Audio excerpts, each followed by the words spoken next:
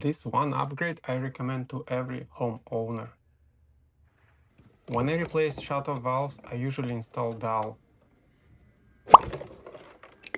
Don't have a fancy ProPress, no torch, or maybe the water just won't stop long enough to solder? It's okay, go old school, use a compression valve. They've been used for years. Slide it on.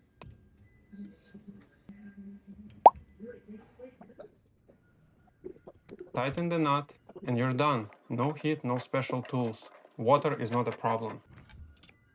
They are made in Canada, right here in Mississauga, and backed by a lifetime warranty. It's a small upgrade, but you'll appreciate when you need to shut the water off in a hurry.